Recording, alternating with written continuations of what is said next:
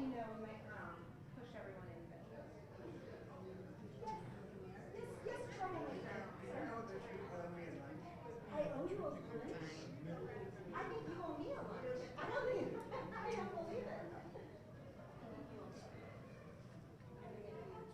Call me. Or you turn to see you. Call me.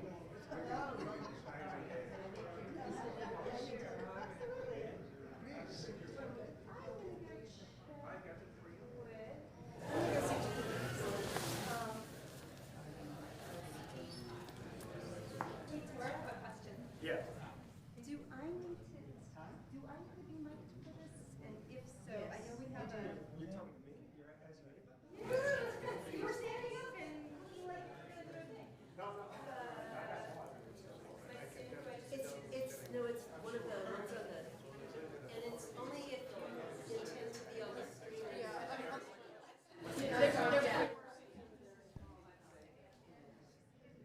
Oh, I think maybe it's not Dr. Gruber.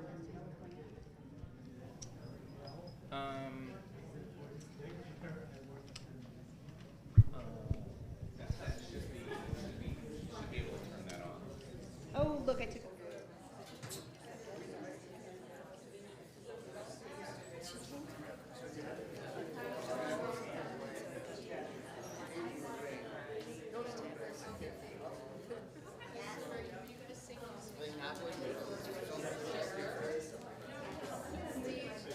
I think so.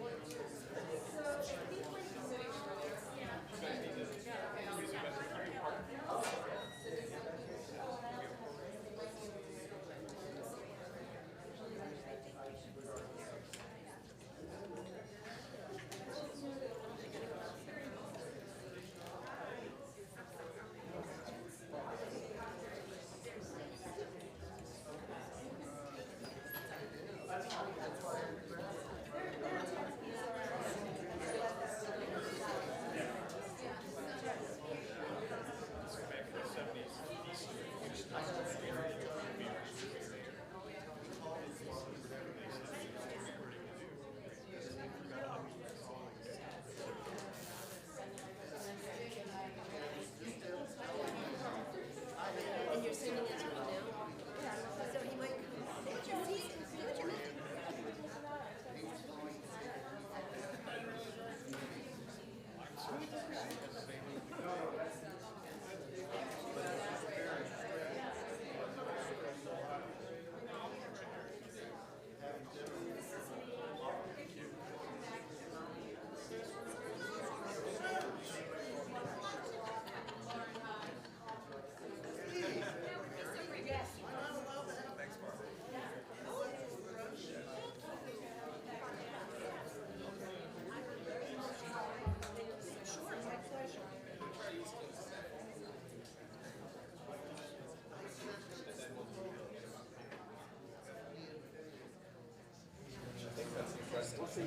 She's going to say something.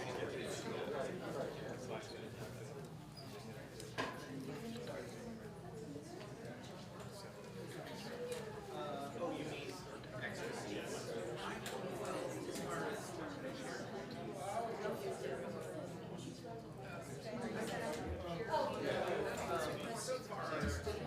Yeah, we have several seats. So.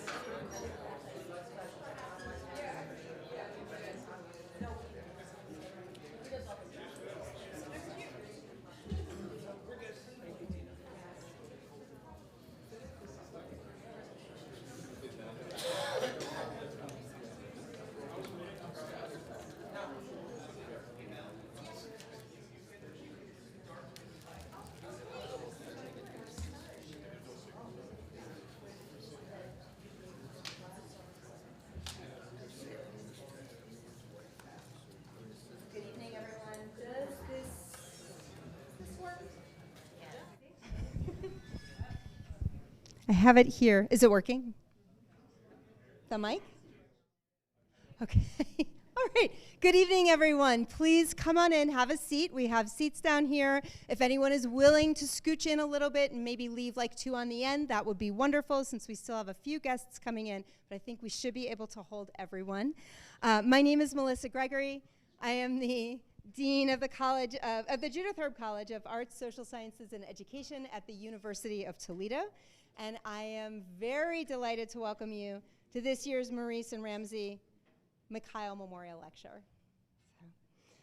This is one of the college's longest running lecture series and one we are always extremely proud to host. This is, however, I believe the first year we have ever hosted the lecture in the Center for the Visual Arts, and I would like to thank the Department of Art and Professor Barbara Miner in particular for making this beautiful space available to us. We sometimes borrow sort of standard issue lecture rooms on campus for our series, and in this case, when you invite an art historian, you do not bring them into the possibility of kind of mid-level tech, right? You make sure you have very nice tech so that the images will look beautiful. I also want to say that the Mikhail Lecture Series is supported by a donor-funded endowment at the University of Toledo that makes possible an annual lecture on Arab culture and the Middle East, including issues of peace and justice. So that is our annual theme every year. Established in 2000, the fund has supported a lecture every academic year since its founding. Tonight, even during COVID, tonight's lecture, occurring in the 2025-26 school year, marks the 25th anniversary of the Mikhail Lecture, which is an important milestone for this remarkable series. So I just want to say, isn't that wonderful?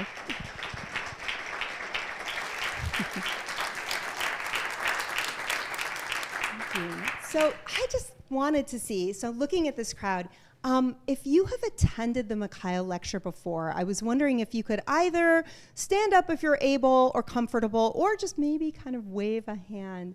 Oh, that's amazing. I love this. Okay, so thank you. This is just wonderful. It's remarkable to see how many people this series has reached over the years, and of course your continued engagement is a testament to the impact and importance of this program. I would also like to recognize, if you don't mind, members of the Mikhail family who are here with us this evening. If you want to wave your hand, we have some members of the Mikhail family. Yeah, thank you.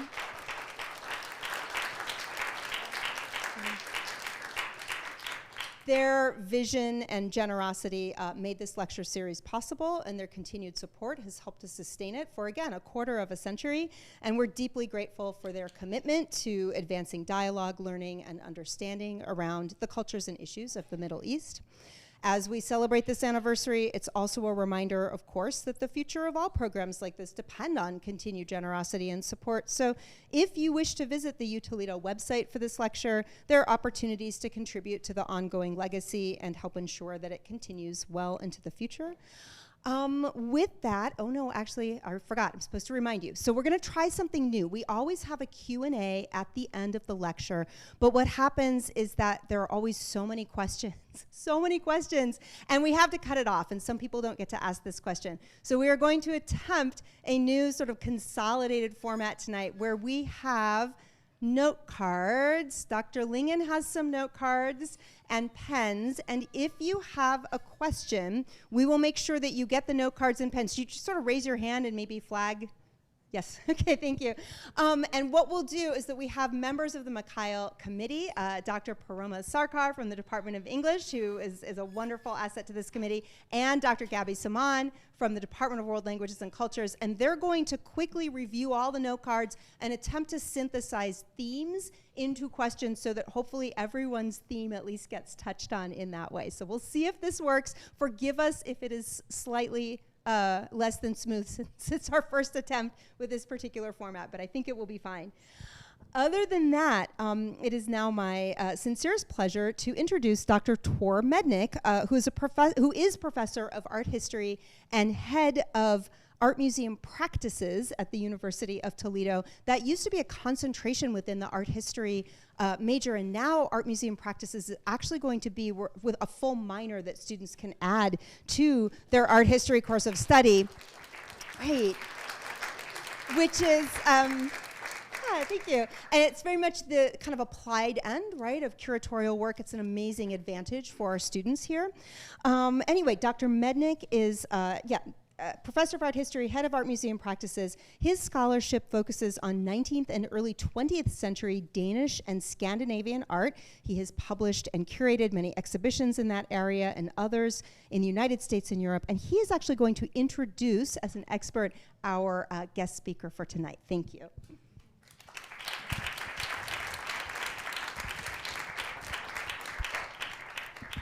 I teach in this room, so I'm used to standing here. So, but this is a this is a pleasure, a real pleasure to be asked to do this. Speaking generally, I would say that Christiane is the sort of person who makes one realize how little one has accomplished. Right?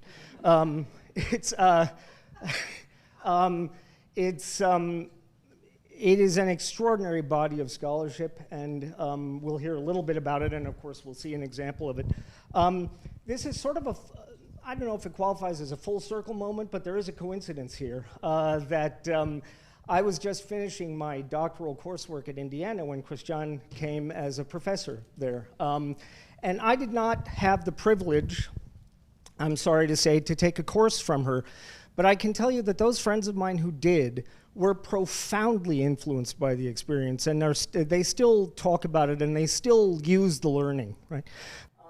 And one very close friend and colleague of mine, Bart Pouchot, has actually, I mean, just a couple of years ago, he gave a guest lecture in this room, so it's there are some coincidences here.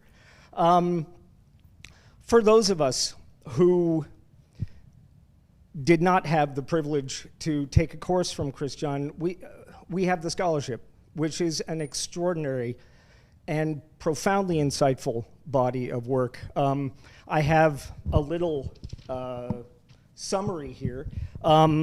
Her areas of expertise on which she has published, I mean, it's a huge body of work, include Islamic figural representation, devotional paintings of the Prophet Muhammad, and Islamic ascension texts and images. She also pursues research in Islamic book arts, codicology, and paleography, having authored the online catalog of Islamic calligraphies in the Library of Congress, as well as edited the volume of articles entitled The Islamic Manuscript Tradition. Her third field of specialization is modern and contemporary Islamic visual and material culture, about which she has edited several volumes and written over a dozen articles.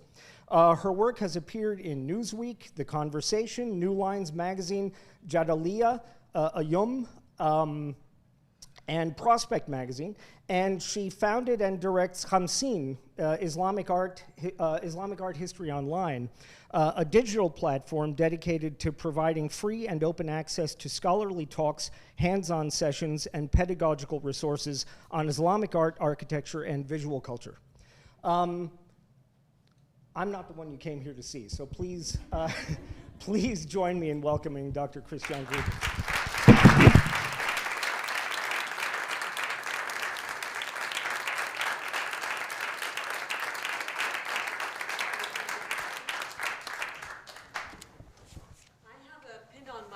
Can you hear me? It's working? Yes? Great. What a delight to be here tonight. The room is filled with new faces, but also old colleagues like Thor. I wasn't even expecting to cross paths with a specialist of Nordic arts. And of course, Bart studied with me. He mentioned Bart and developing Arctic arts, which to me is really the new, really exciting frontier in art history. Arctic marine arts is a wonderful field. So thank you, Melissa, for the invitation. Thank you, Ed, for all of your help all along the way. To my student, there you are. Thank you for the class this afternoon, and to everybody who helped make it happen. I really appreciate it. And also, it's been a pleasure to meet the whole Mikhail family under whose aegis this lecture series has been possible. And it's a delight and also a little bit of a challenge to think that I'm here to celebrate the quarter century of this lecture. So I hope that I'll be able to tip my hat properly to the occasion.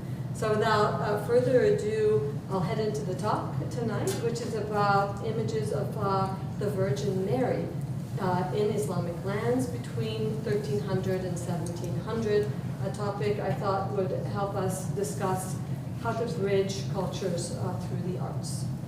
Dr. Gruber, if you will pause one moment.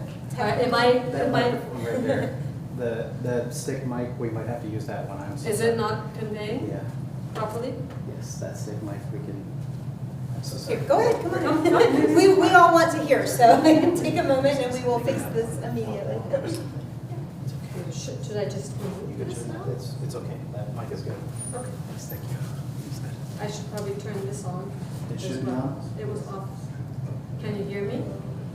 Is this correct? Wait, can you hear How it? about now? Stephen? Stephen? One moment. Can you hear me when I talk in this microphone? Barely. Oh, yes, this is that growing into us.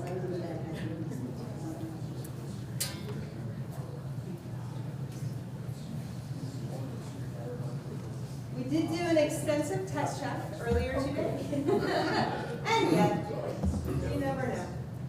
I think the battery just gave out on this one. It's flashing green, and usually that's when the battery's low. Okay. There's a second microphone here. Yeah, that was, I think that, Maybe that's not on. who knows? They're both on. There's a problem with the reinforcement. You're coming through online just fine, but you might just need to speak louder for the room. That's what he's doing. Was this working? Online it's working, and some things happen with the reinforcement in the space, but it's coming through online. It's This is a good opportunity for you to think in I'll go advance back of the and forth. questions you shall ask, which we shall on the. That's what he needed. what I just said. How about now? Should we try it again? I think that's what'll do it. Is that here, are we all right?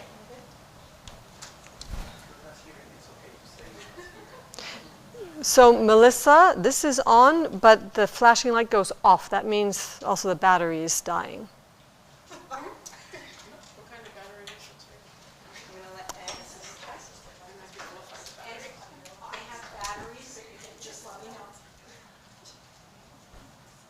So now it's off. That means the battery died. Yeah. That's going in there again. Spare batteries, it sounds like.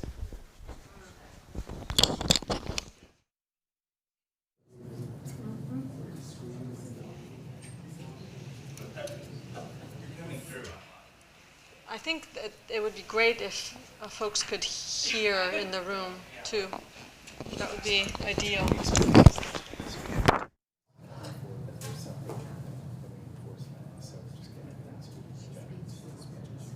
So no microphone at all? Well, no, go ahead and wear the mic, because that's getting through online.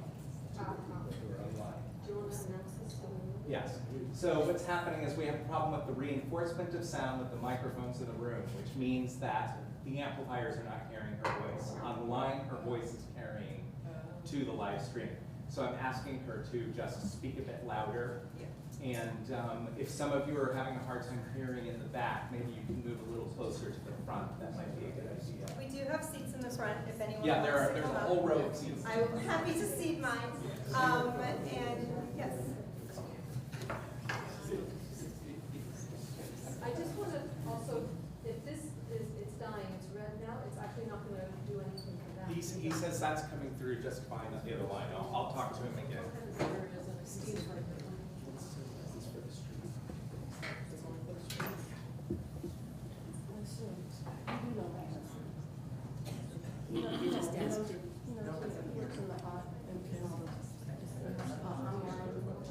So I probably emailed it to him.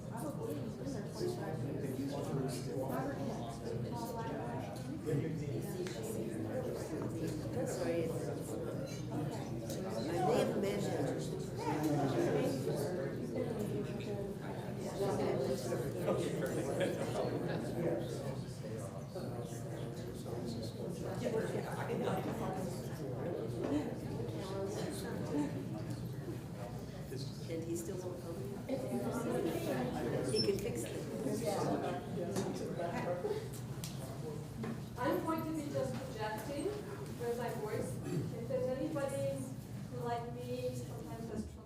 hearing, I'd like to ask you to please come forward, because I think it would be important for you to hear the words as well. Okay. So without further ado, let's get started.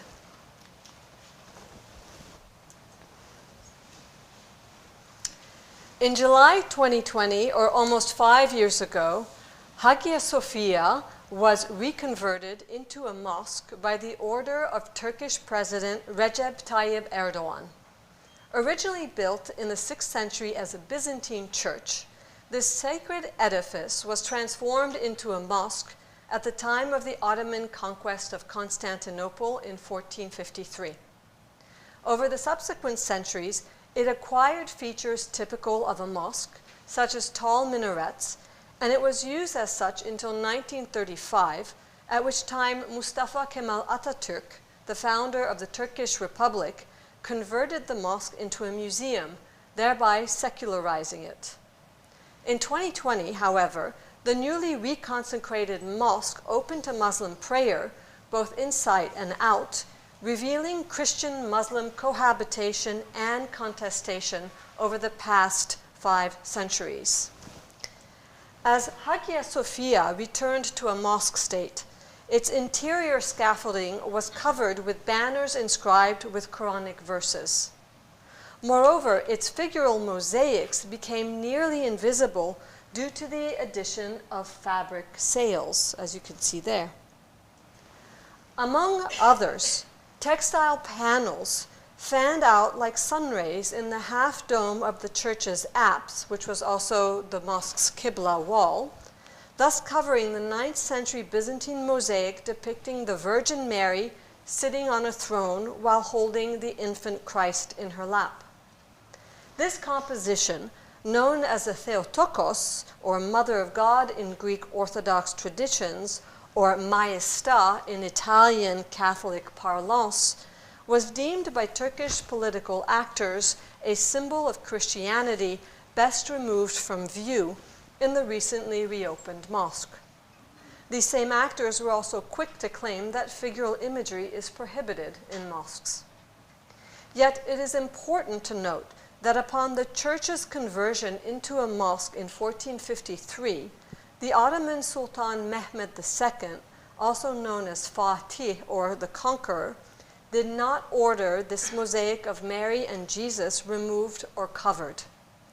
Instead, Ottoman historians tell us that the Sultan stood in awe, feeling that the eyes of the infant followed him as he moved around the structure, kind of like you might have guessed the Gioconda at the Louvre Museum, the Mona Lisa.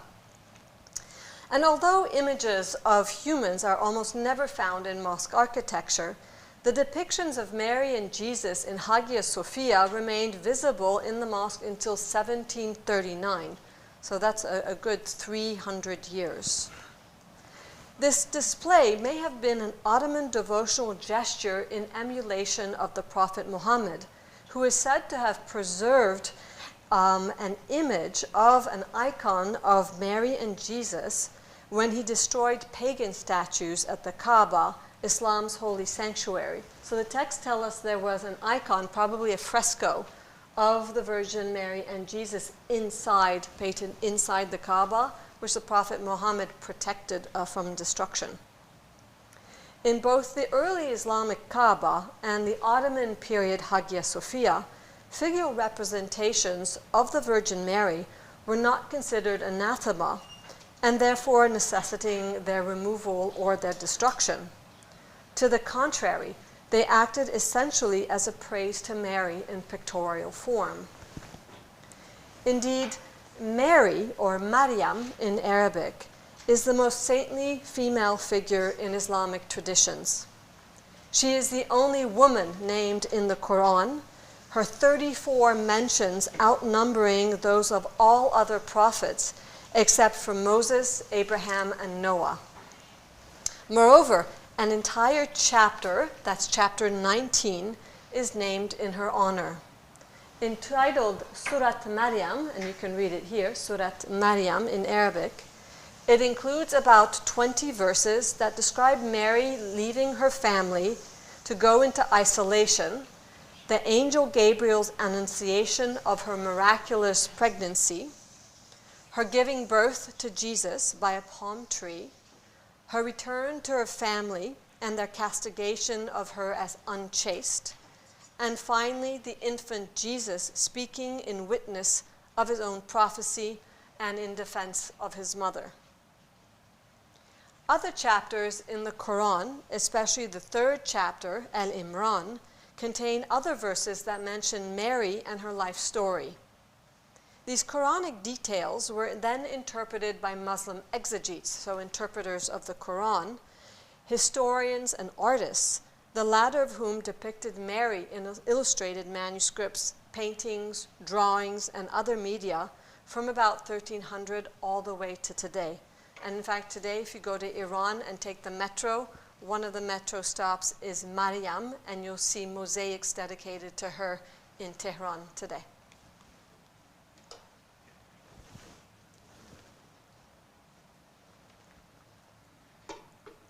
Although the corpus of Muslim Marian imagery is large and varied, it has not yet been the subject of systematic scholarly study. And in fact, this talk is the first time I'm giving this talk, and it's en route to what I hope will be a publication. Due to time constraints, today I cannot provide a full overview of these images. Instead, I wish to explore the topic by focusing on 2 major pre-modern moments, their associated images of Mary, and what these depictions reveal about Muslim attitudes towards and also imaginations of this female saintly figure within the various cultural, political, and religious contexts in which they were made. The first and earliest corpus consists in illustrated manuscripts that were made in Persian lands during the early 14th century, which helped to pinpoint how a Persian Islamic visual culture emerged within a medieval Byzantine and Mongol matrix of religious interaction.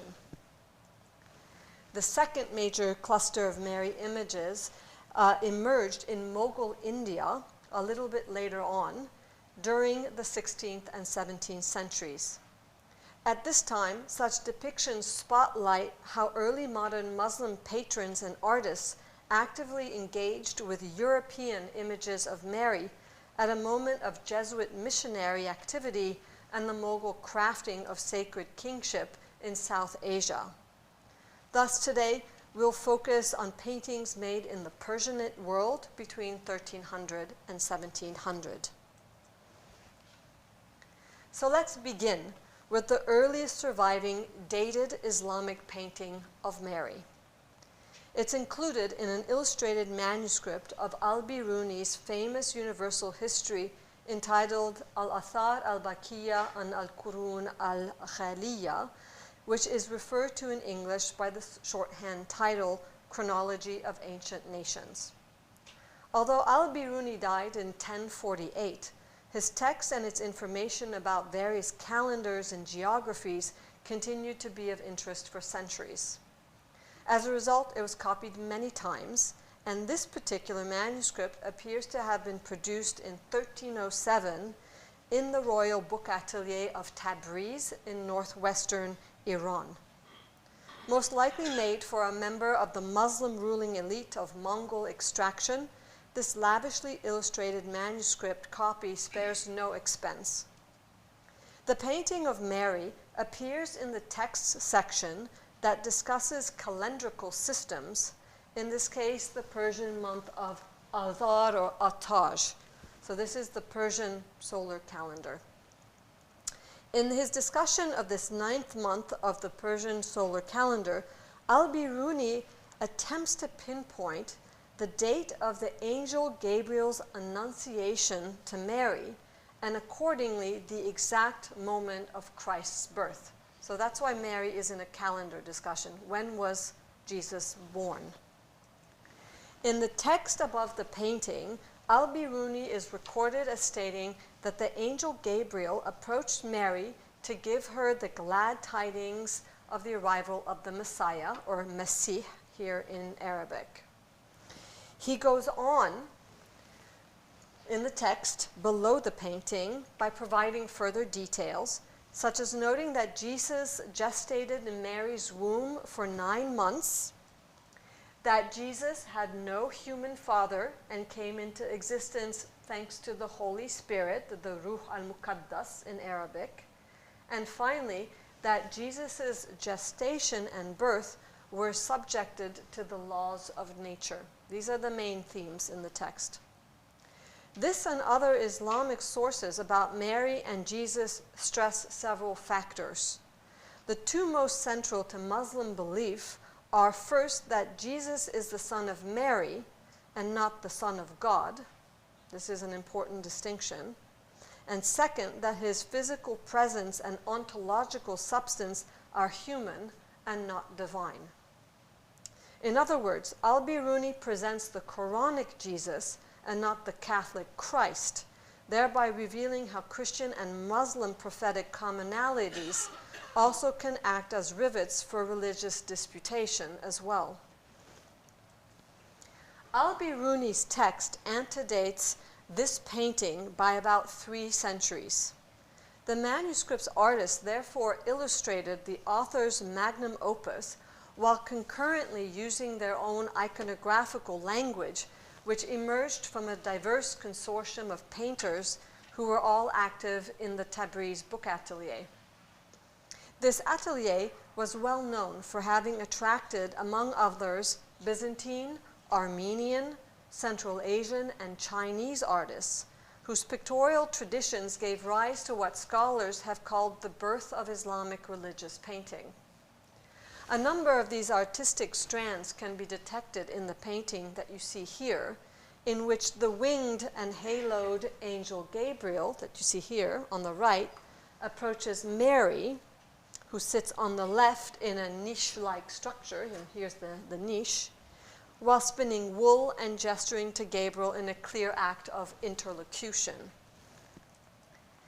The painting's double panel format is like a diptych, so 2 panels that you find in Christian religious painting, and several of its details are clearly indebted to Byzantine manuscript paintings and church icons that depict the Annunciation.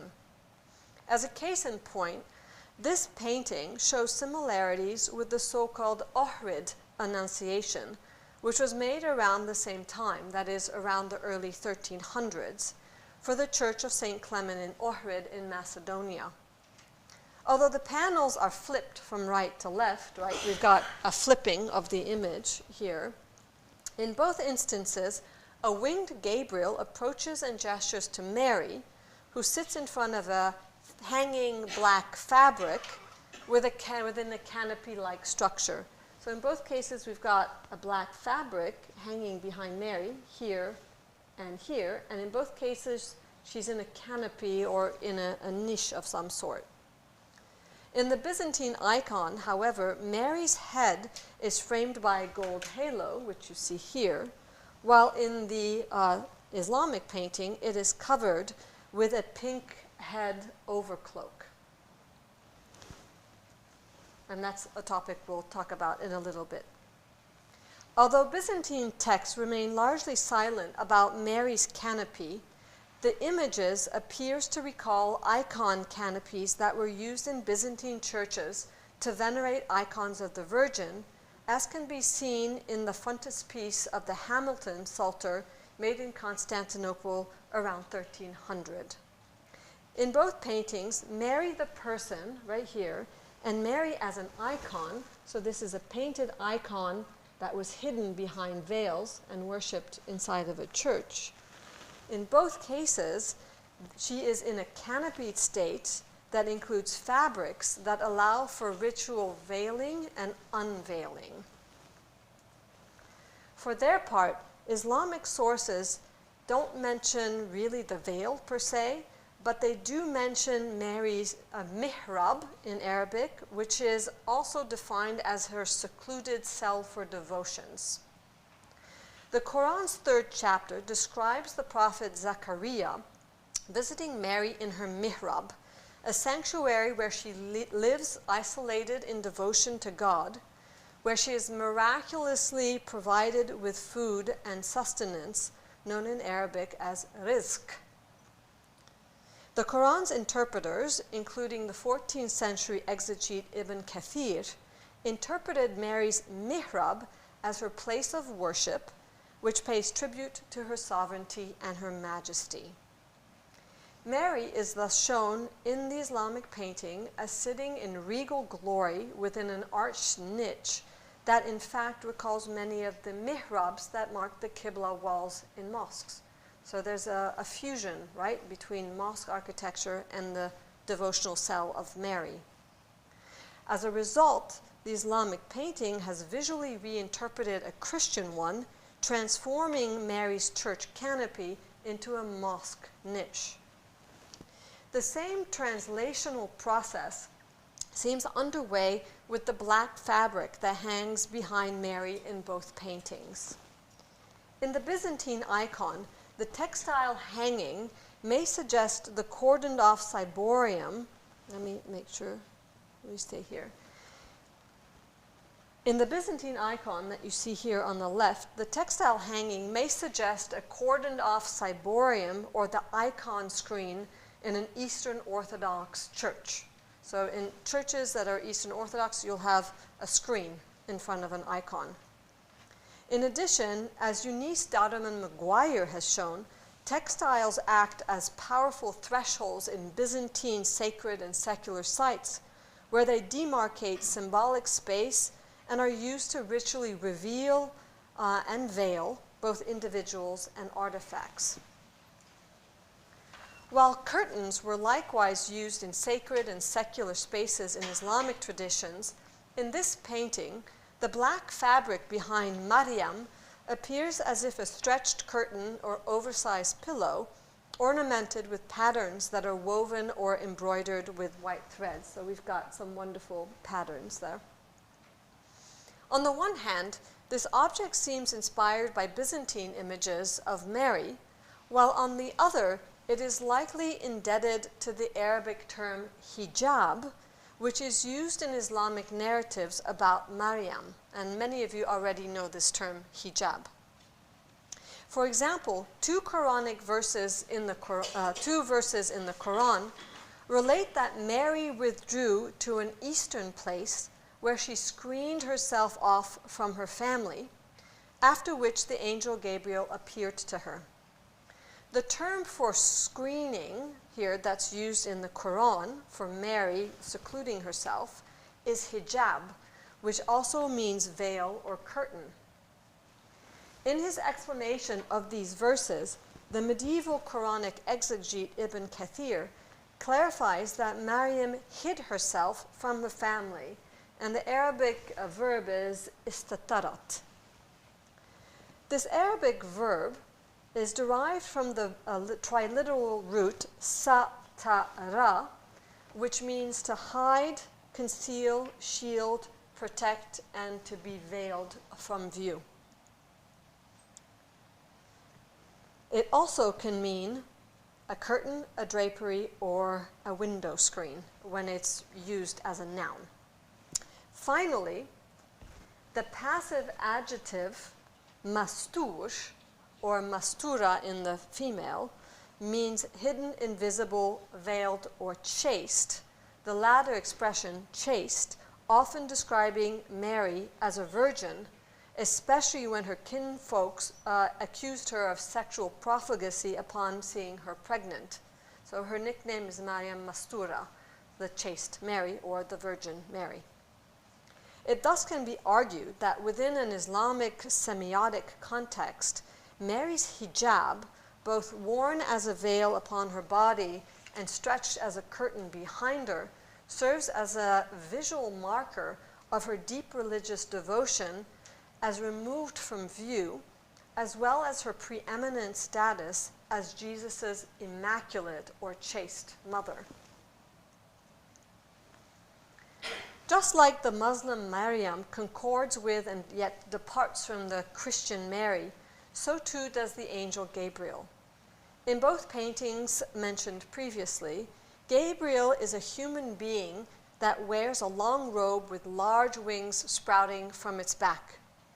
However, in the Islamic painting shown on the right, Gabriel, or Jibrail, or Jibril, as it is known in Arabic, he is Jibril, displays other features, including a halo right here and a flaming nimbus, so his head seems to be a flame.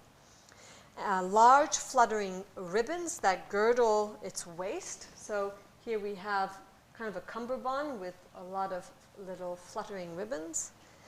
And this is creating somewhat of a secondary halo above his head. So we've got a ribbon halo here. He also has long black hair instead of red curls, and his facial features are much more typical of Central Asian art.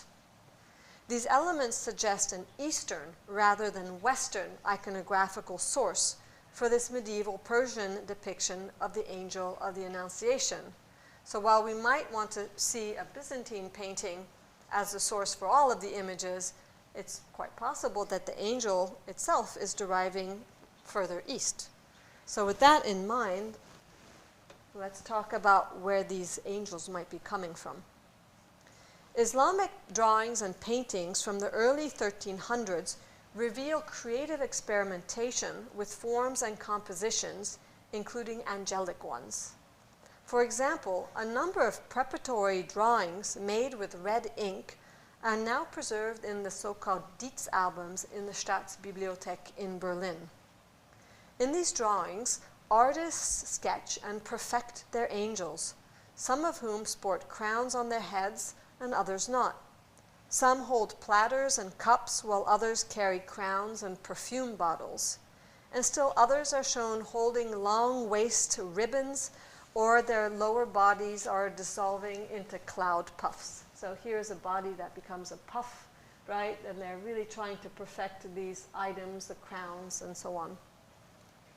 Often, as you will have noticed in this sketch, the angels' faces are left completely empty, as if blank slates for the elaboration of bespoke facial features that were painted during the final process, so at the very end with the pigments. In the Islamic painting on the right here, Gabriel's almond-shaped eyes and his arched eyebrows point to the pictorial traditions that thrived in the lands east of Iran. As mentioned before, artists in the Tabriz Book Atelier, which is in northwestern Iran, came not just from Georgia and Armenia, but also from Central Asia and China. As they arrived in Iran, going through the Taklamakan Desert here across Central Asia, artists who were familiar with or even practiced Buddhist art took along their traditions with them across the Silk Roads. Among the most stunning and well-preserved examples of this kind of medieval Buddhist art in the area are the mural paintings in the Mogao caves located in Donghuan, right here, which is basically westernmost China at this point.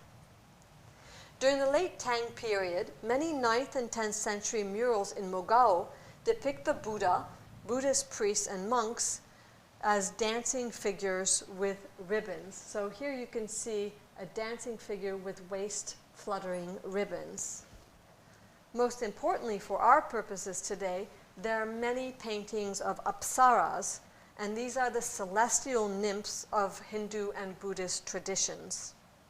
In the Mogao murals, flying apsaras are often represented with Central Asian facial features, flame-like crowns, and long fabric streamers, as is notably the case in the Islamic painting of the angel Gabriel on the left. So I hope you can see these very interesting visual similarities. As a result, the painterly substrates and influences detectable in the Islamic Annunciation painting led some scholars of Islamic art, including my colleague Priscilla Suchek, to stress the image's combination of Byzantine and Buddhist features, what we might call a combination of West and East. As she notes, it remains unclear, however, whether such an amalgam should be considered reflective of an eclectic or heterodox religious climate in Iran at the time. In more recent years, historians such as Jonathan Breck have shown the extent to which Muslim scholars and rulers in the early 1300s engaged with Jewish, Christian, and Buddhist theological issues and principles, including templeless religion, original sin, and reincarnation. These were the hot topics for debate. The surviving images, for their part, reveal that Islamic religious painting in medieval Iran functioned within a larger Bizano-Buddhist matrix of painterly expression, reflecting not only the artist's training and origins, but also the elasticity with which the visual mode operates in general. Within this larger framework, the depiction of Maryam could Islamize a Byzantine image of Mary by stressing her mihrab location and mastur position, while the angel Gabriel could take on the form of a Buddhist apsara bearing the flaming halo and girdled by pirouetting ribbons. So this very interesting fusion of Byzantine and Buddhist motifs. A second Islamic painting of the Virgin Mary survives from the early 1300s. It is included in an illustrated manuscript copy of the Jami' Tawarikh, or Compendium of Chronicles, penned by the vizier Rashid ad-Din, who was a wealthy and powerful landowner, the sponsor of the book atelier in Tabriz, and a Jewish convert to Islam. And he was the one who knew so much about Jewish theology. In his text, and here you see the text in which the image of Mary appears, it's embedded like a thumbnail image. And so in this text, which is widely considered the first history of the world, so the earliest universal history ever to have been written, Rashid ad-Din writes about ancient prophets, including the Annunciation of Gabriel to Mary, of her miraculously bearing Jesus Christ. So she's included in the prophetic section with all of the other male prophets. Rashid ad-Din, the author and vizier, relates that one day Maryam went out to look for water. When she arrived at a cave, the angel appeared to her, standing in the shape of a human and declaring that, quote, God sent me to you as messenger of your Lord, end quote. Rashid ad-Din then goes on to describe the Israelites' castigation of Mary, whom they accused of unchastity, after which she flees to an isolated locale and gives birth to Jesus under a palm tree. What is intriguing about this painting is the fact that were the reader not familiar with the text that it illustrates, then they might mistake Gabriel for a young man. Gabriel does not look like an angel here. Indeed, here the angel bears none of the attributes of an ethereal being.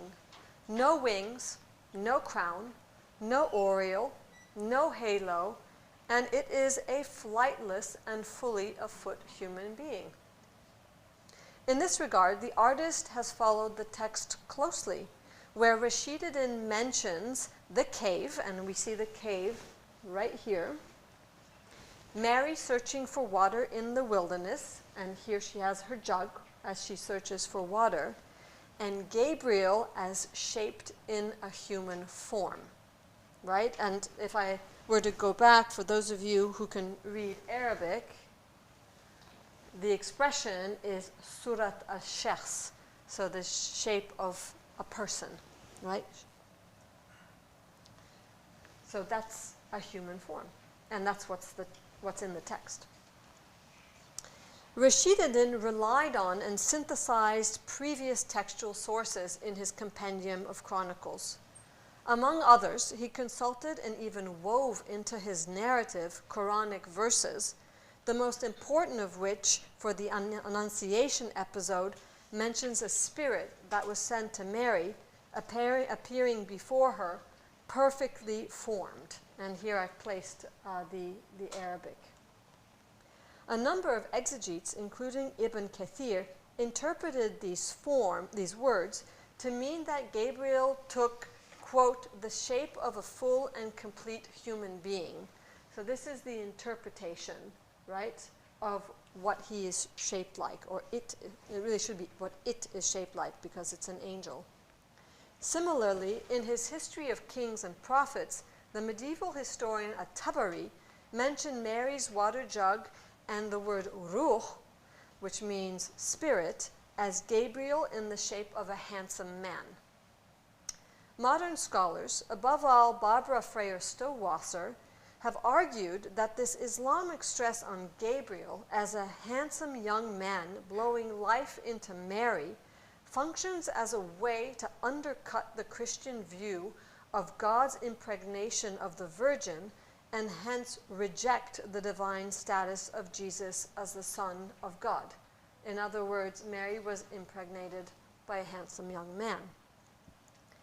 The latter premise is wholly denied in the Islamic tradition, which claims that God does not beget, nor is he begotten, and this rejection of Christ's divinity may here take on a pictorial form through the depiction of Gabriel as an emphatically non-angelic youth who was responsible for blowing life into the Virgin, an interesting possibility. Such theological disputations aside, the Islamic painting engages in a visual conversation with Christian paintings of the Annunciation, above all those made in medieval Armenia. For example, one exactly coeval gospel that was made in Gladzor, about 300 kilometers north of Tabriz, so this is very close to the book atelier of Tabriz, reveals a general underlying pattern with Gabriel approaching Mary while both gesture in conversation. However, this pictorial substrate has been adapted to suit Islamic texts that stress the isolated wilderness, Mary's search for water, and Gabriel's fully human form. So you can see the theological disputation playing out in pictorial form. Such painterly adoptions and adaptations, in some sense, mimic the trajectory of biblical tales as they themselves navigated from Christian into Islamic religious registers over the centuries. One last detail that has captured the attention of previous scholars is Mary's lack of a halo in the two Islamic paintings. So notice here and here are Islamic paintings. Mary doesn't have a halo. The Christian paintings have halos. While Priscilla Soucek has explained this lacuna as an anti-Christian pictorial stance, for his part, Robert Hillenbrand states that the painting in the Biruni manuscript, quote, and here I'm quoting, "Even Christianity does not escape unscathed, with Mary and Jesus pointedly deprived of their halos," end quote. However, interpreting these Islamic paintings as anti-Christian reveals some flaws in interpretation, to my mind, above all the fact that Mary is critically important to the Muslim faith, in which she is considered the most saintly female figure. And thus, perforce, we must ask ourselves whether there might be other factors at play in the Islamic artist's clear and consistent decision to remove the halo from the pictorial templates they learned or consulted as they labored to create Islam's earliest surviving cycle of religious paintings. Examining textual sources and related paintings can help shed light on the reason for Mary's missing halo, which I argue has much more to do with intra-Islamic debates over prophecy rather than Muslim-Christian contestations over sacred persons. So I think there's something going on among Muslims that is being debated here. Indeed, while explaining the verses about Mary, a number of Quranic interpreters disagreed with one another about whether Mary was a prophetess, a nabiya, and therefore whether she, like Jesus and Mary, was endowed with God-granted prophethood, whether she had nubuwah. This is a heavy responsibility. Such debates are recorded by Husna Aboud in his book entitled Mary in the Quran, in which he highlights a major theological split, namely that medieval Andalusian exegetes, so Quranic interpreters in Morocco and Spain, so of the Western tradition, such as Ibn Hazm and al-Qurtubi, called her Nabiya and therefore granted her prophecy, while exegetes in Eastern Islamic lands like Iran, and that includes at-Tabari and al-Razi, who are cited by Rashid ad-Din in his text because he's consulting them, have argued to the contrary that prophethood or nubuwah is exclusively reserved for men. In their estimation, Mary is a chosen woman of high Quranic status, granted karama or charisma, which is saintly but not prophetic. Moreover, in their interpretations of the relevant Quranic verses, these exegetes consider the Annunciation a sign of Jesus' appointment and not Mary's prophecy. These are two fine points in the text. So the Annunciation has nothing to do with appointing Mary a prophet. The Islamic paintings support this medieval Eastern Islamic hermeneutical position by applying the halo not to Mary, but to male prophets, including to the prophets Jesus on his donkey and Muhammad on a camel. So Jesus and Muhammad get halos, but not Mary. And if this were an anti-Christian stance, as you will have guessed, you would expect Jesus to not have a halo either. This lambent visual mark of prophecy is the prerogative of men, both Muslim and Christian, and not the sphere of women, thereby revealing that the halo falls along gender rather than confessional lines. So the points of debate are not about religion, but about gender. Within Christian spheres, halos were systematically applied to both Mary and Jesus quite early on. By the medieval period, European and especially Italian artists like Cimabue created large frescoes and panel paintings depicting Mary and Jesus seated in majesty with their heads surrounded by golden halos, as you can see here. Moving westward to Portugal and up a few centuries, the Jesuits also commissioned and propagated numerous images of the mother and child, including on their earliest mission to India in 1580. The Jesuits had high hopes of converting the Mughal rulers from Islam to Christianity through interfaith dialogue and the drawing power of sacred icons, especially since the Mughal ruler Akbar was of a multi-confessional mindset. Indeed, Akbar commissioned the Jesuit father Jérôme Xavier to write a Persian language text on the life of Jesus Christ, entitled Mirat al-Quds, or Mirror of Sanctity, of Holiness, which itself was produced as an illustrated manuscript in 1604. So what you're seeing on the screen is an illustrated book on the life of Jesus Christ, written in Persian and made as an illustrated manuscript in Mughal India, where you have all these images of Jesus Christ's life.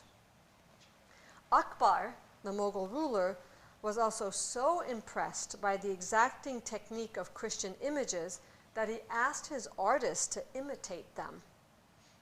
Rather than bring Christianity to South Asia, however, such Christian images propelled a new genus of Muslim Marian iconography that helped strengthen the glorification of the Mughal rulers as luminous and divinely appointed monarchs on the global stage. And this is something we'll look at now. Among the images that were brought by the Jesuits was a depiction of the so-called Salus Populi Romani, or protector of the Roman people icon, which you see here. This is the Madonna known as the savior of the Roman people. And this icon was shown to the Mughal ruler Akbar in 1580. It is most likely that the image of this famous Byzantine icon reached Mughal lands not through a Portuguese painting, but rather a printed copy. It's easy to bring all of your prints, such as the engraving made here by the Netherlandish artist Hieronymus Wierix. Around 1600, India was flooded by Dutch, lowland, and other European prints like the one on the right, showing biblical scenes and figures, such that images of Mary, and here as the protector of the Roman people, became a subject of its own in Mughal Islamic paintings. This influence can be seen in the grisaille that I'm showing to you on the right. And a grisaille is basically a grayscale drawing or painting that was made sometime in the 17th century. In all three of these depictions, both Mary and Jesus are haloed. For her part, Mary is shown standing with a head covering and cradling the infant Christ, who himself holds a book and makes a gesture. And by the way, I believe very strongly that this grisaille technique, which is new in the 1600s in Mughal India, is in fact trying to emulate a print aesthetic because of all the European prints that are coming to India. So they're emulating a cut or a lithography or a woodblock. While this image's Christian pictorial origins are clear, what is infinitely more interesting are the visual edits and expansions of the Mughal artist. In this case, a certain Jamal ibn Muhammad, who signed his name beneath a domed Mughal edifice that may be a mosque or a mausoleum. It looks a little bit like the Taj Mahal, right here. Besides the outdoor landscape and the crowning angels that are hovering above, Mary is shown with hennaed hands and feet, suggesting an important Indian ritual moment, such as, say, a Hindu festivity, or a wedding, or a birth. So you won't find European images of Mary with her hands and her feet dyed in henna.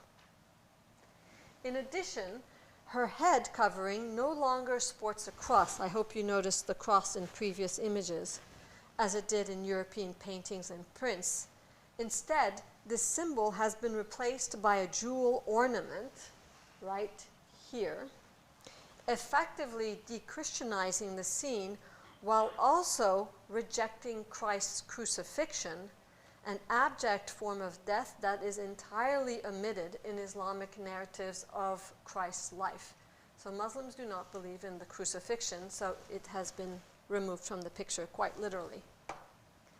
Zooming in on the infant right here, Jesus now holds a codex that could be the Bible, but also the Quran, since he's mentioned in the Quran, especially since the holy book in Islam recounts Jesus foretelling the Prophet Muhammad's arrival as Ahmed, or the Paraclete. So Jesus is important in the Quran because he foretells the arrival of Muhammad. Last but not least, his Christian hand gesture of benediction, usually you'll see a benediction gesture like that, has been altered to render a couple fingers that are grasping onto the ruby pendant that is hanging from his mother's pearl necklace. So he's no longer doing a benedictory gesture, but he's showing a gem. The result effectively constitutes what I consider a Mogulization of Mary by untethering her from her Christian pictorial source and inserting her, along with Jesus, in a South Asian cultural setting and Muslim matrix of meaning. European prints of the Virgin Mary also depicted her with Christ in a more eschatological or otherworldly manner. For example, the Alsatian artist Martin Schongauer produced a print around 1470 showing mother and child hovering in the clouds above a crescent moon with crowning angels that hover above. Additionally, Mary's hair strands behind her transform into rays of sun that encircle her body. So notice how her hair becomes a kind of a sunburst motif, and thus creating a rotational effect of sorts. This pictorial composition appears with regularity in the corpus of Christian images, and it is based on St. John's Book of Revelation, in which the mention of a woman pregnant with a male child is, quote, clothed with the sun and the moon under her feet, and upon her a crown of 12 stars, at which time she is snatched up by God to avoid an attacking dragon. These details, which are all in the Book of Revelation, were considered in Catholic theology as a reference to the Virgin Mary and Christ child as divinely resurrected and protected against Satan. So some of you might be familiar with this. Christian images of the Virgin of the Apocalypse, as she's known, engendered creative responses by artists active in Mughal India. Inspired by the monochromatic aesthetic of European prints, these artists often executed their images of Mary in black ink, which is known in Persian as siyah kalam, or black pen paintings. And this is what the Mughal artists called them. Besides analogizing siyah kalam with printed grisaille, so you see that aesthetic combination, Mughal artists also had added hand-drawn parallel striations that aim to mimic the hatchings that are found in engravings, etchings, and woodcuts. And I find this really fascinating.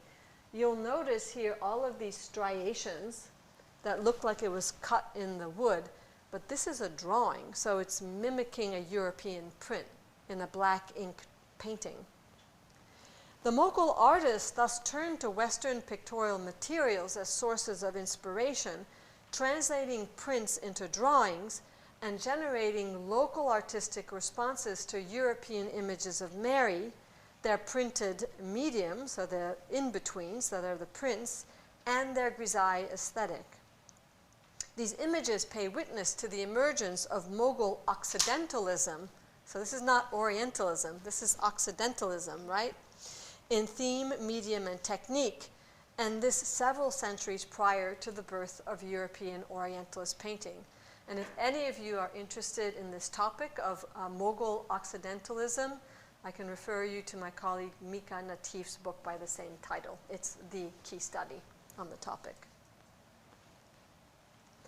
The Mughal black ink depiction of Mary, however, strips away its Christian eschatological import as found in St. John's Book of Revelation, itself the last chapter of the New Testament.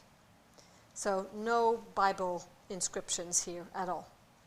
Instead, as part of a larger Mughal album containing various calligraphies, paintings, and drawings, this image is pasted to a series of blue-dyed and gold-painted papers that contain registers of Persian language poetry. So all of these are rhyming verses in Persian around Mary, and they pasted the image to it. The verses appear in both the outer and inner frame, and they serve to reorient the image's semiotic terrain towards Persian Sufi or spiritual expressions of love. So you might wonder, well, what are these verses? At the top and bottom of the page, we see verses by the famous 15th century Persian mystical poet whose name is Jami. Drawing from his divan, or his compendium of lyric poems, these verses speak about lovers, the Ishq Bazan, uniting in a sacred garden or a Raudat Quds, while Jami himself praises his beloved's beautiful manifestation or constitution, which is known as sifat-e husn in Persian. The expression sifat-e husn, or description of beauty or depiction of pulchritude, envelops the image in an ambient poesis, suggesting a garden of beloveds that are brought together in unity. In addition, several other Persian verses appear immediately above and below the painting. These are much less known and difficult, actually, to identify because they were penned down by the 14th century poet Ibn Imad, who is not of the same stature as Jami. Drawn from his poetic compendium entitled Garden of Lovers, or Raudat al-Muhibbin, the verses read as follows, and I'll just give you the English, and for those of you who know Persian, you can read along. Life, heart, intellect, and faith all at once I lost because of your love. Like a nightingale filled with endless melodies, I sing again and again of your love. End quote. In these verses, love, or ishq, trumps everything, including intellect and faith. Moreover, the word for voice or melody is zan, and it's exactly the same word in Persian for lady or woman, also zan. As a result of this linguistic double entendre, the image's biblical anchoring is completely foregone, and instead it is inscribed within a larger Persian Sufi poetic landscape filled with gardens and lovers, melodies, and beloveds. And if the term zan, which means both a song or melody and also a woman, might refer obliquely to a lady in this poetically charged image, then is this woman to be understood as Mary, or another woman, or perhaps both consolidated as one? In other words, Mary as the beloved. Looking at other Mughal images of Mary and women can help put forward some working hypotheses. For instance, another depiction of the Virgin of the Apocalypse, this time executed in a light and modulated wash rather than those chiseled parallel striations, reveals another twist on the trope. So we're going to look at the painting here on the right. And the twist in this instance is an application of gold pigments in the crown and halos, as well as the addition of newly painted gilded gems, such as necklaces, bracelets, and rings. So you'll notice all of these jewels are picked out in gold. A gold ring, a gold bracelet, a gold halo, a gold necklace, a gold crown. So these are all additions that were not in the original European print. All of these suggest that they're intended to reflect Mughal jewelry traditions of the 17th century. Besides the surviving gems per se, a substantial corpus of paintings depicting elite Mughal women record their bodies' adornment with all manner of jewels. Among them, this painting that you see on the screen provides a portrait of the Mughal princess Jahanara. She was very famous, very powerful, wearing pearl-encrusted necklaces, bangles, and rings similar to those worn by Mary. So notice the rings right here, the pearl necklaces, earrings, and so on. So who was Jahanara? Jahanara was the favorite daughter of the Mughal Emperor Shah Jahan, and she was entrusted with the royal seal and endowed with the title Padshah Begum, which means First Lady, Padshah meaning also king, just 1 year prior to this depiction. And being endowed with the royal seal, as you might imagine, means you can sign on behalf of the king. So that's a major entrusting of regal power. Extraordinarily powerful in her own time, she was also renowned for her dedication to Sufism, especially as a discipler and the official biographer of the Chishtiya order. And this is the major spiritual order, a Muslim spiritual order of India. Here then, both Jahanara and Mary are shown as bejeweled first ladies of the highest spiritual order. Jahan Ara's case proved an exception to the rule in Mughal India. Instead, during the 17th century, the apex of ladyhood wasn't political power or Sufi mysticism, but rather associated with motherhood. Other Mughal paintings depicting mothers with children make this point abundantly clear, as can be seen in this example of a gem-encrusted woman with her child and nurses.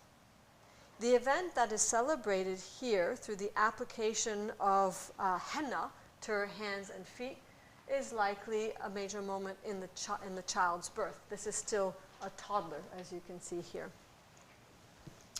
This motif of the hennaed hands and feet is something that we already saw in a 17th century Mughal painting of Mary. So this is just to recall. Although the latter, as I previously argued for this painting, represents a Mogulization of Mary, the former right here elevates a Mughal woman to Mary-like status through her birthing of a male child, an offspring that will ensure the continuance of her family dynasty and therefore the continuation of the Mughal line. So instead of Mughalizing Mary, Mughal women are now elevated into Marys of their own right.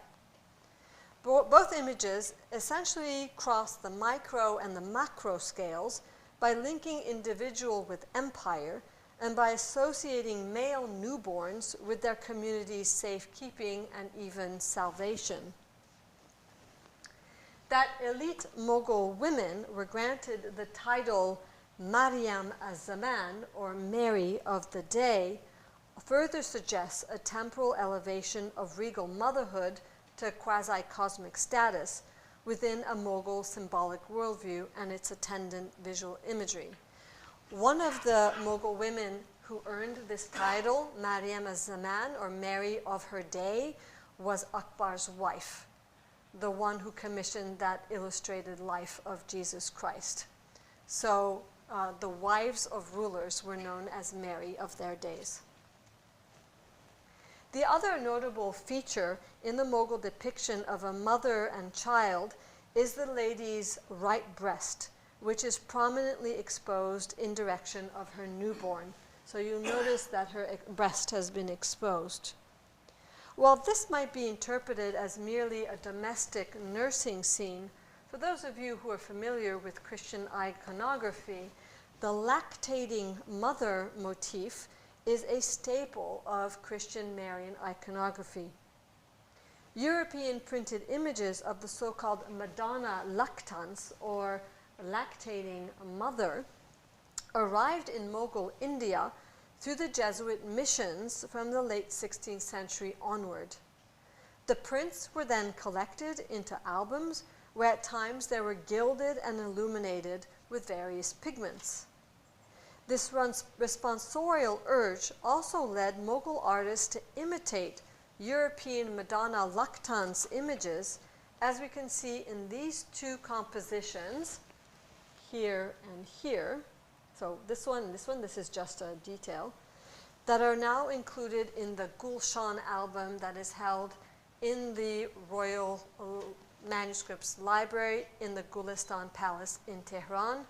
And here I have to mention that the Gulistan Palace has recently suffered from damage due to the bombing, and so I'm quite concerned about some of these paintings, including this album. This Royal Mughal album combines European prints with Mughal drawings, paintings, and calligraphies, thus serving as a powerful material and visual witness of cross-cultural and inter-religious exchange between Europe and South Asia over the course of the 17th century. So you'll see quite clearly these overlaps. The Virgin Mary embodied one crucial point of encounter among many, in this case acting as a foil for the importance of both blood and milk lines. The latter, the milk line, was important within a Mughal Muslim setting, since milk nurses and milk foster mothers wielded considerable power, as is the case for Manam Anga, Akbar, so we're back to Akbar, Shah Akbar's chief milk mother, who served as his de facto regent for 2 years during his teenage years. So you'll notice that women can carry the royal seal as a daughter, but also milk mothers. Something has happened to our projection. You'll come back? Great. Ours does that too. It flitters in and out. But milk mothers were so powerful that they also could rule on behalf of a king, especially if he was too young. Perfect timing. So Mughal milk mothers could and did serve as regents of the Mughal realm, metaphorically acting like Mary nursing life into God's male offspring. So bloodline isn't everything that matters. The power of harnessing Christian metaphors, including visual ones, was not lost upon the Mughal rulers. They labored consistently to forward arguments about their own righteousness, sinlessness, and origins from the divine realm. One recurring verbal and visual motif associated with the Mughal Shahs, the Mughal rulers, was with the light of God, with solar analogies described in texts and radiant sun disks applied as halos in Mughal depictions. So the Mughal rulers promoted themselves as carrying the light of God, and the halos forward that argument quite forcefully. For example, in this painting of Jahangir, Shah Jahangir, presenting a turban ornament to his son Khurram, the future Shah Jahan, a feathered gem represents the passing down of divine kingship from father to son, much like the light of rulership through the halo would eventually be transmitted to the future Shah when he becomes a king. He's only a prince at this point. Other elements in this painting, such as the ox lying with the lion, suggest a peaceful age of Aquarius on earth. So you'll notice that this is a scene of audience. These are supposed to represent frescoes. So the predator and prey sitting together in harmony. Here is a globe with Sufi leaders. So here is cosmic and spiritual leadership. We've got the audience paying tribute to the ruler seated in his balustrade, handing over this turban gem to his son. And then we've got some little frescoes back here. And the Mughals painted their building with frescoes. And if you look very closely, you're going to notice some very interesting things in these frescoes that were painted on Mughal buildings. And of course, you'll recognize Jesus and Mary. Mughal writers, poets, religious leaders, and artists worked in unison to picture Mughal rulership as dominion over the globe, passed down through male offspring and touched by a numinous flux. Within this matrix of Mughal meaning making, Mary and Jesus could serve yet again as foils and exemplars cutting across time, place, and even religion. For example, in this audience scene, frescoes painted on the walls of the public reception chamber include depictions of European men. And I think you can see that. This is a European man here and here. Mary on the right and Jesus on the left. The image of Jesus retains our attention right here because he is shown holding a globe. That scene of Jesus holding a globe mimics the prints of Jan Sadeler, which made their way into India, where they were collected and even illuminated in the Gulshan album. And this is my photograph. So this is in a Mughal album. In both the European print and the Mughal fresco paintings, Jesus is depicted not as a child nursing from his mother, but instead as a haloed king lording over the globe. In other words, he's shown as the Salvator Mundi, or the savior of the world, holding the cross-bearing orb, which is known in Latin as the orbus cruciger, right here. So this is the globe holding Jesus. The viewer is thus invited to see Jahangir, along with his radiant halo and the globe painted below him, as a latter-day messianic figure of Christ-like proportions. So you're invited to do a visual comparison or even elision between Christ and the globe and Jahangir. And if we go back, Jahangir not holding the globe, but lording over the globe. So we've got a really interesting kind of Where's Waldo? I am the Lord of the world exercise happening here. If you look for it, you'll find it. Besides collecting images of Mary and Jesus and asking his artists to emulate them in book and wall paintings, Jahangir aligned himself with Christ in both subtle and more overt ways. Within albums, his portrait is often found alongside images of the Messiah, and at times, as you can see in this example, even above an image of Christ. In this instance, the Mughal ruler supersedes the Christian prophet along the folio's vertical axis. In other words, he's higher, placing Jahangir in the topmost position. In addition, the globe that was once held by Jesus has been taken out of his grip and handed over to Jahangir, whose name in Persian means Caesar of the world, the grasper of the globe. Additionally, the Mughal ruler's halo is larger and shines brighter than the aureole around the head of Jesus, which and he tilts his eyes downward in a posture of either humility or maybe weakness. That Christ now carries the cross, that is the implement of his torture and death, without the globe, makes Jahangir seem that much more energetic and alive. A number of other paintings depict Jahangir in intimate settings, including here, in what is believed to be the Aram Bagh garden in Agra, which was ordered renovated in 1621 by Nur Jahan. Born under the name of Mihranisa, Nur Jahan was Jahangir's chief consort and a powerful empress in her own right.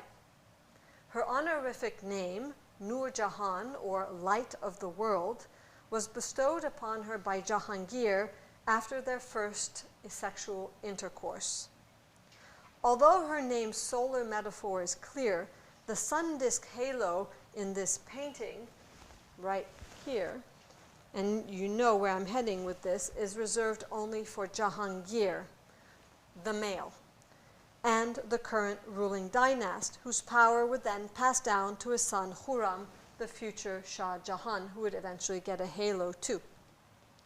Behind this family, seated in their favorite garden, appears a building, and this is a garden pavilion. And this garden pavilion includes cubby holes for the display of objects such as bottles and caps.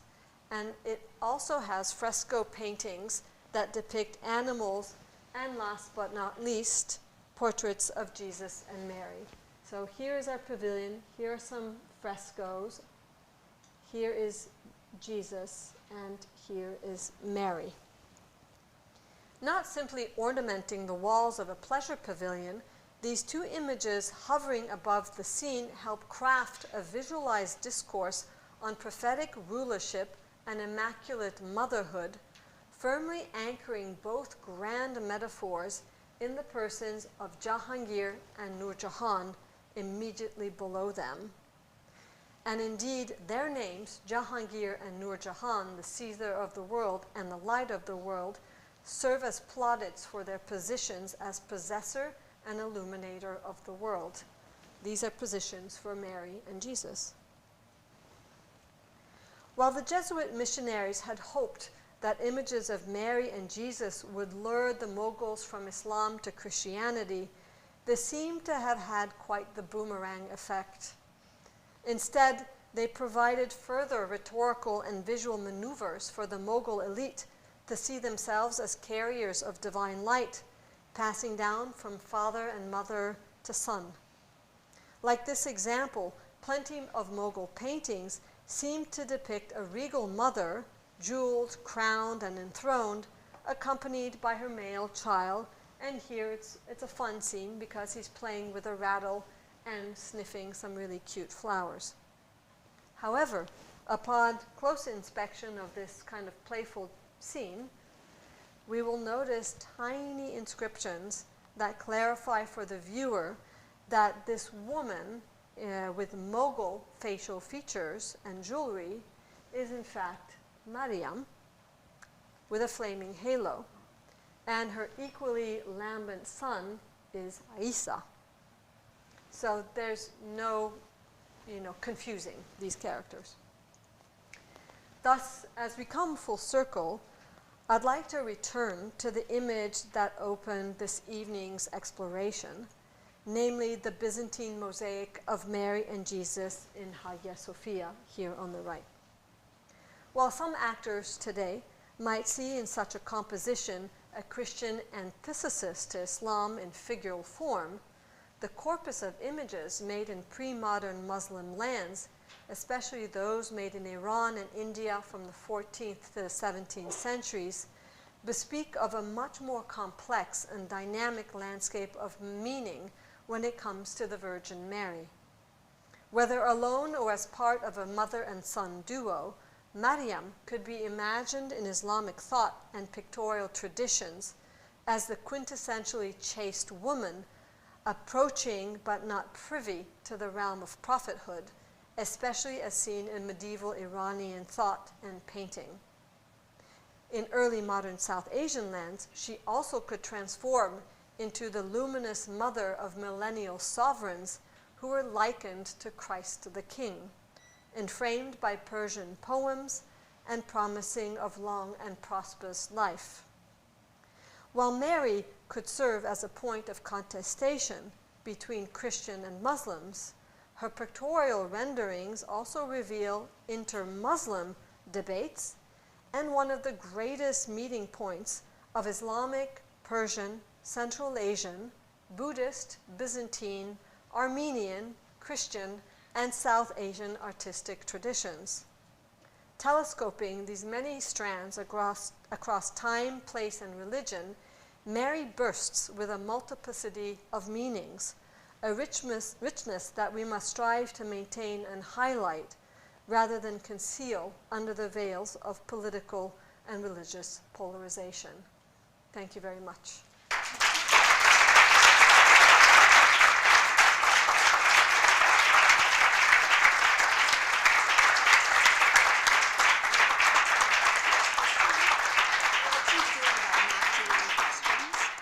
I'm perfectly fine with that. All right, I'm going to beg your forgiveness right now. I know I promised questions and I promised a system for those. However, we were wanting to make sure that we concluded this particular talk before sunset, right? Which should be now, especially for folks who may not have eaten all day thanks to Ramadan. And so I'm actually going to propose that we open the doors now and make sure that everyone who needs to leave can go ahead and do that. And then maybe we could claim Dr. Gruber's attention just a little bit informally afterwards rather than a formal Q&A, if that is all right with you. I would like to say thank you for that fascinating talk. That was remarkable. May we also please thank Dr. Gruber one more time.